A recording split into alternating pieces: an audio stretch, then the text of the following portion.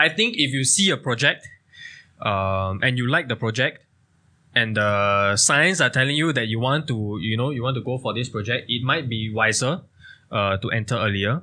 I brought up this point also because I have an experience with a client who was looking at a certain new launch project. Can I mention the name of the project? Sure, of course. Yeah, so I'm referring to Key Residences. Okay. So Key Residences is a very interesting project because when they launched that time, there was no MRT within the vicinity of the project.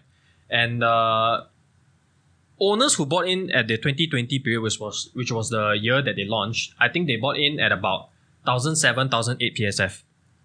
And come 2022 or 2021, there were signs of the government teasing an MRT station being announced within the vicinity of Key Residences. And true enough, late last year, or was it early this? I think it was late last year, Maju MRT station was announced right outside the project along the Cross Island line. So the moment that happened, what happened on the ground was the developers immediately stopped sale. Mm-hmm.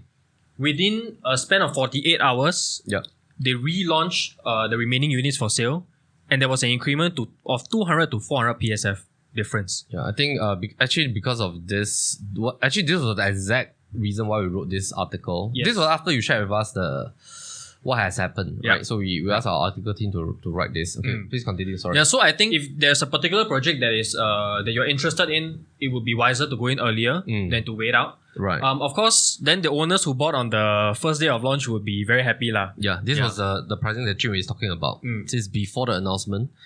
Just have a look at what happens in 7 days after the MRT is being announced. It's like immediate. If you imagine you have bought on 13th of September, in 8 days' time, you have made about 200 over 1,000. Correct. Right. Yeah, so I just wanted to bring up the entry because of this example. Right. On your question on when to exit, I think it depends on a couple of factors.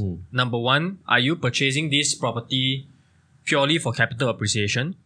Number two, are you looking at this property as a rental play kind of a strategy? Right. If you're looking at a rental play strategy, then of course, the moment you TOP, you won't be selling it.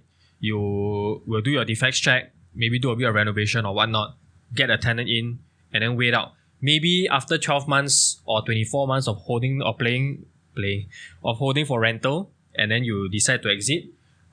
That's one way. But if you're looking at it from a capital appreciation standpoint, right, it might not be a bad decision to sell upon TOP. Why? I think because at TOP is when the TOP effect, which a lot of us have been talking about, is the strongest. The moment, I feel, if you wait out after the TOP or after the CSC, when units start transacting as sub-sale and eventually in resale, you are then entering into a time frame where the owners of this project is like a mixed basket now. You have owners who entered at launch, which is the lowest PSF. You have owners who entered on the last month of the sale process. You have owners who entered at sub-sale. That also means to me now, the race is, I just need one owner, right, to sell at a very low price. To bring down the valuation. Correct, to bring down the valuation. So what you're saying is that this 15% is good enough for you. Yes. And you'd rather shift to the next asset.